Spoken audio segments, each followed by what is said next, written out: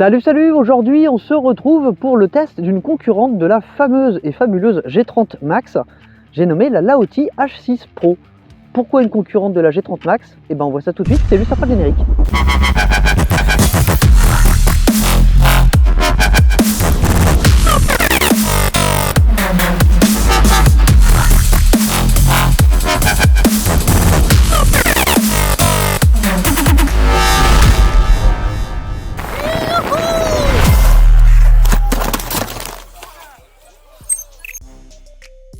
Allez hop, je change de côté pour le forçage et je fais très vite. Merci à tous les abonnés, anciens, futurs et nouveaux. Vous êtes de plus en plus nombreux et ça franchement c'est top. Ça me permet de pouvoir vous tester de plus en plus de produits. Donc si vous voulez continuer à vous abonner, c'est juste ici. Vous pouvez aussi me suivre sur Instagram, juste là. Cette trottinette là est proposée par Banggood. Comme toutes les Laoty, Laoty étant une marque propre à Banggood, vous les retrouvez uniquement chez Banggood. Comme d'habitude, vous retrouvez un code promo qui est en description et surtout, s'il n'est pas à jour, n'hésitez pas à aller voir la page facebook.com/promotrot. C'est là que je mets à jour tous les codes promo et que j'entretiens, etc. Donc si vous avez un petit problème avec le code promo, allez d'abord voir cette page-là et après contactez-moi en MP, on trouvera toujours une solution. Allez, c'est parti pour les caractéristiques. Alors la Laoty H6 Pro, c'est une trottinette qui est plutôt orientée citadine. De son form factor, assez proche au niveau du deck à la Ninebot G30 par exemple, ça vous allez le voir. Elle est chaussée en 10 pouces, frein à disque à l'avant et à l'arrière, frein à disque mécanique, c'est une trottinette qui roule à 25, pas à 90. Elle est équipée de feux à l'arrière, à l'avant, de bandes à LED sur les côtés. Elle dispose du Bluetooth, on va voir ça un petit peu plus tard, mais il y a quelques fonctions qui peuvent s'ouvrir avec le téléphone qui sont pas mal du tout. Elle a une batterie de 17,5 Ah, c'est-à-dire une autonomie, après ça va dépendre de votre conduite, c'est ce que j'ai noté comme autonomie, voilà. Une autonomie en mode débridé et tout à fond, qui va pas excéder les 26 km, par contre en mode normal, c'est-à-dire en roulant à 25 tranquillement, de plus de 60 km. Au niveau des dimensions, elle fait 117 cm de long. Le guidon peut monter jusqu'à 127 de haut, sachant qu'il y a deux positions. Il y a une position intermédiaire et elle fait 40 cm de large, donc vraiment pas large, ce qui est parfait pour une citadine. Bah écoutez, on va rouler et je vais vous parler du reste tout en roulant. C'est parti. Alors avant de démarrer, je vais quand même vous présenter le LCD.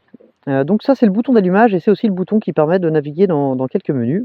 Ça c'est la gâchette d'accélération, donc une gâchette de type quad au pouce, comme ça. Alors on l'allume en appuyant une fois ici, elle s'allume tout de suite, c'est très rapide, c'est super agréable. Ensuite avec différents appuis, mais ça vous le verrez sur la notice, en appuyant 3 fois par exemple, on va sélectionner les différents modes de vitesse. Donc il y a un mode piéton à 6 km/h, un mode bridé à 25 km/h et un mode débridé. Donc à chaque fois, c'est 2 appuis pour passer d'un mode à l'autre. 3 appuis, vous allez allumer les bandes à LED qui sont ici et qui disposent de 12 modes qu'on peut choisir dans l'application. Ici d'ailleurs, vous avez le port de charge étanche. C'est un élément qui est très important et dont j'ai oublié de vous parler, c'est une trottinette qui est étanche, IP54, d'où son intérêt et aussi pourquoi je veux la comparer à la G30 Max. Bah écoutez, on va partir. Alors bien entendu, vous pouvez choisir entre kickstart ou pas, c'est-à-dire un démarrage au pied ou uniquement à la gâchette. Donc moi je suis en feignant, là j'ai fait démarrage à la gâchette. Je vais faire le test bridé à 25, je vous préviens tout de suite. Ça évitera qu'on m'emmerde. Alors au niveau de l'agilité, c'est une citadine, elle est super agile. Elle a un truc qui est top, je vous le montre tout de suite, c'est l'oreillon de braquage. On peut faire un 180 sans bouger, hop. Voilà, donc ça à manœuvrer dans les bâtiments, dans les ascenseurs et tout ça, c'est extrêmement pratique. Alors elle est plutôt douce au démarrage, on est sur un contrôleur sinusoïdal de 25 A, ce qui est amplement suffisant pour une trotte de 500 watts nominaux. Et comme je vous le disais, elle est étanche. Elle est réellement étanche, je suis passé dans des flaques pas possibles et je vais continuer. Et alors déjà, première bonne surprise, avec le garde-boue fait bien le taf. Regardez dans quoi je passe. Et j'ai rien sur moi, ça c'est top. Ça en fait vraiment une trottinette hyper polyvalente, parfaite pour la ville. Alors un truc que je n'ai encore jamais vu sur aucune trottinette, c'est le régulateur. Alors, vous allez me dire, oui, les régulateurs, il y en a sur quasiment toutes les trottinettes. Oui, et c'est la manière de faire fonctionner le régulateur. Sur la plupart des trottinettes, on doit maintenir sa vitesse pendant 3 à 5 secondes. Et des fois, si la vitesse à maintenir n'est pas à fond, c'est plutôt délicat de garder la gâchette à mi-course et d'enclencher le régulateur. Et bien ici, ce qui est super simple, c'est que ça se déclenche avec un bouton. Vous voyez, ce bouton-là, là, je viens de l'enclencher, bah, j'ai mis le régulateur. Voilà, c'est aussi simple que ça. Après, si jamais je veux le désenclencher, bah, soit je rappuie dessus, soit je mets un petit coup de frein. Allez, petit coup de frein, voilà, il n'y a plus de régulateur. Je veux le remettre, j'accélère, voilà, on va dire à mi-course. Et hop, j'enclenche. Voilà, c'est aussi simple que ça, c'est enfantin, ça marche super bien. J'attends vraiment qu'il fasse ça sur d'autres trottinettes parce que ça, c'est vraiment génial. Alors, en plus d'être étanche, le gros avantage qu'elle a par rapport à la Nightbot, en plus d'avoir 3 ampères-heure de capacité supplémentaire, bah, c'est qu'elle a des suspensions. Elle a des suspensions qui sont curieusement très efficaces pour leur format, parce qu'elles sont vraiment toutes petites, et bah, pourtant elles fonctionnent très très bien, que ce soit à l'avant ou à l'arrière. Alors, à l'arrière, je pense que les poids lourds arriveront facilement en butée, parce que moi avec mon poids de libellule, j'arrive quand même à la mettre en butée si je saute dessus. Alors on va lui faire son petit test côte, mais on va le faire 2 fois. On va le faire bridé à 25, et puis après je vais vous montrer quand même ce que le moteur a dans le ventre, donc on va le refaire débridé. Allez, je vais me faire un plaisir de passer dans la flaque, juste pour rigoler un peu. Alors, avant de freiner, je vais vous parler des freins. Ils fonctionnent très très bien, hein. Des freins à disque mécanique sur une trotte qui roule à cette vitesse-là. Je le dis à chaque fois, mais je le répète, ça suffit amplement. L'hydraulique, effectivement, c'est très bien, c'est toujours mieux que du mécanique. Mais après, sur des trottinettes qui roulent à 25 et sur lesquelles vous allez rouler à 25 de toute façon, ça n'a aucun intérêt. Si ce n'est à relever le coût de la trotte, parce que c'est pas le prix des freins hydrauliques en lui-même qui relève le prix de la trotte, c'est l'installation, c'est de la manutention qui coûte assez cher dans les usines et qui est facturée très très cher aux importateurs, qui du coup le répercute sur le prix. Et voilà, un simple, même s'il y a 5 $ d'écart entre des étriers mécaniques et des étriers hydrauliques, et au montage, vous allez au moins avoir 20 $ de différence à l'usine, et 20 $ facturés à l'usine, enfin facturés par l'usine, ça se répercute au moins x3 arrivé sur le prix français. Est-ce que c'est vraiment utile? Moi, je ne pense pas. Allez, on part d'ici, on va jusqu'au céder le passage. Je rappelle que cette côte fait 17%. Au point le plus haut, 12% au point le plus bas, elle fait 13-14% en moyenne. Et c'est parti, 1, 2, 3. Donc là, je suis bridé à 25, elle a vraiment pas grand chose dans le ventre, c'est normal. Mais elle grimpe quand même, là je suis à 20 km/h sur le display. Et ça va vite se tasser, je pense. Et non, pas spécialement. Non, ça continue à grimper, c'est très bien. Décidément, elle est batte celle-là. Et on passe le céder le passage à 22. Allez, on va refaire la même avec un peu plus de patate. Alors, elle est très douce, j'ai oublié de vous parler du démarrage. La courbe est très bien étalonnée, c'est-à-dire qu'elle est très très douce au démarrage, histoire de ne pas patiner, ni de cabrer. Et elle repart, on récupère le couple assez vite, mais sur les 5 premiers km/h, on va dire, c'est très très doux. Alors comme je vous disais, pour passer d'un mode à l'autre, je vais appuyer 2 fois là-dessus. Voilà, et là on sent qu'il y a plus de puissance. Donc on refait la même, 1, 2, 3. Et là on sent qu'il y a plus de jus, puisque là je suis déjà à 30.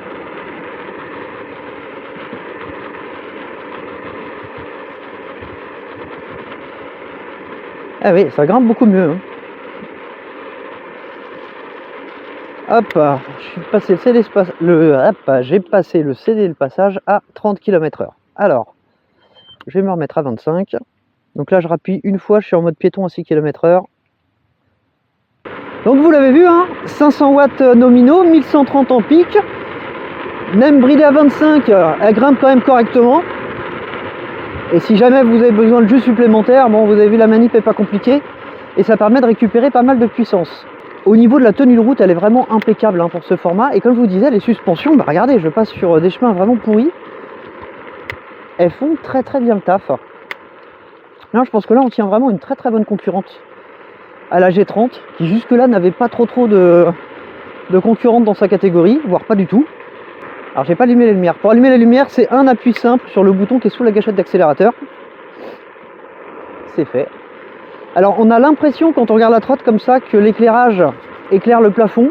Et pas du tout, pas du tout. En fait, il y a un petit prisme, il éclaire bien, il est légèrement incliné vers le bas, donc il éclaire à quelques mètres en bas. L'angle est vraiment parfait. Alors elle est extrêmement silencieuse, hein, merci le sinusoïdal, c'est très agréable. L'étroitesse du cintre, moi, me dérange pas du tout. Je trouve que pour une citadine, c'est très très bien. Puis voilà, surtout c'est pas une trotte qui est faite pour rouler à 70, donc on n'a pas besoin d'avoir un cintre extra large pour éviter le guidonnage, parce que là-dessus le guidonnage, il y en a pas, hein. Alors forcément sur les trajets de campagne comme ça, c'est pas la trotte qui est la plus adaptée, ça c'est vraiment une trotte citadine. Ici on a besoin de choses qui poussent un petit peu plus quand même, puisque les routes sont longues et chiantes. Et par contre en ville elle est vraiment parfaite, elle a la patate qu'il faut pour pouvoir se sortir de situations un petit peu délicates. Elle est confortable, elle a de l'autonomie. Allez, on va s'arrêter au petit parc habituel pour le débrief. Alors c'est l'heure de la promenade des chiens, donc il y a pas mal de monde. Du coup je vais en profiter pour vous présenter l'application.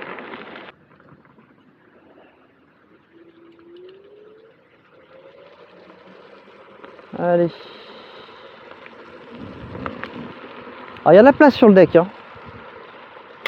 Il y a beaucoup de place.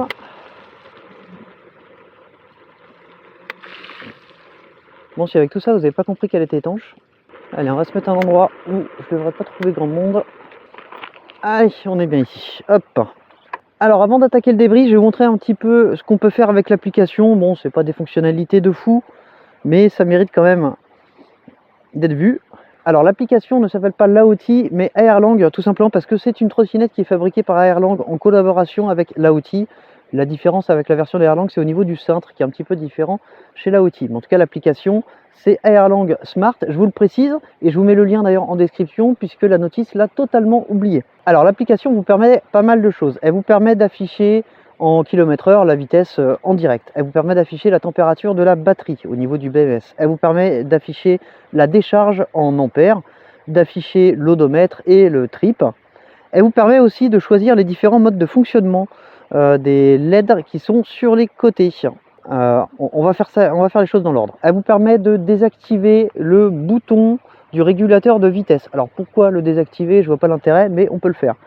Elle vous permet de choisir deux modes de démarrage. Vous avez le mode lissé, c'est celui que j'utilise, que je vous ai montré, qui est très très agréable, ou un mode fast. Elle vous permet aussi de choisir le mode de démarrage au pied ou à la gâchette.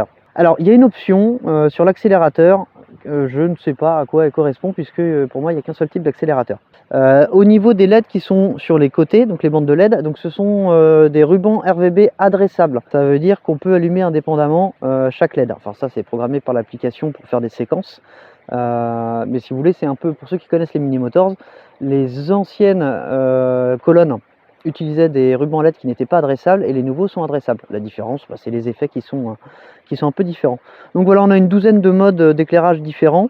On peut choisir aussi manuellement le type d'éclairage, enfin le type de couleur qu'on veut choisir, et on fait aussi les upgrades de firmware. C'est là-dedans que ça se passe.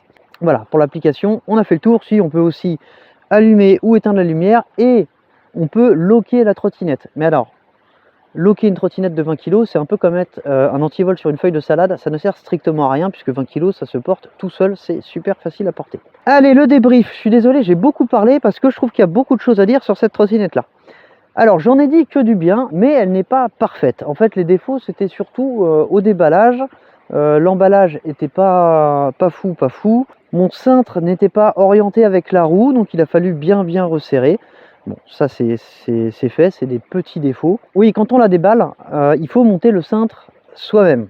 Alors ça se passe par des VTR qu'on va rentrer à l'intérieur. Les poignées ne sont pas montées et les poignées sont super pénibles à mettre parce que c'est des poignées en caoutchouc. Et que là on a deux solutions, soit on essaye de tourner à la main, c'est très long, c'est très chiant. Soit on met du liquide vaisselle, et là on va les mettre très facilement, mais elles vont aussi se retirer très facilement parce que le liquide vaisselle ne va pas partir tout seul. Moi la solution que je vous conseille, et c'est celle que j'ai faite, c'est que vous commencez à l'enficher un petit peu sans le moindre produit, et ensuite sèche-cheveux pour chauffer un petit peu le plastique, ça va le dilater et ça va vous permettre d'aller à fond, et dès que ça va refroidir, il va se recontracter, et là on est tranquille.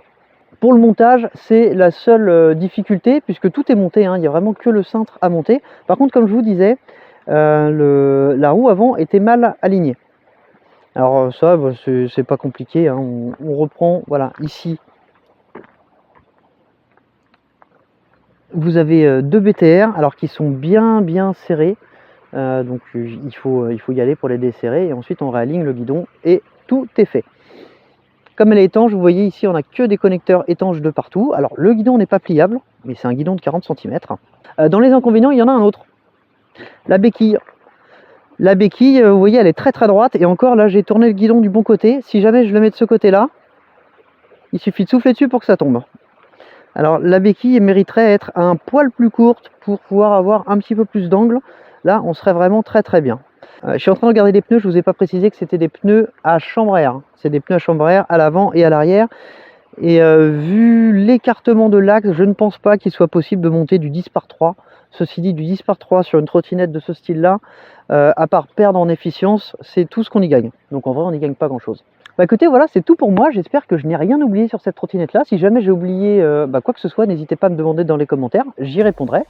Et puis, je vous dis à très très bientôt pour une prochaine vidéo. Ce sera probablement la Xenon S V3 d'ici quelques jours. Ciao, ciao!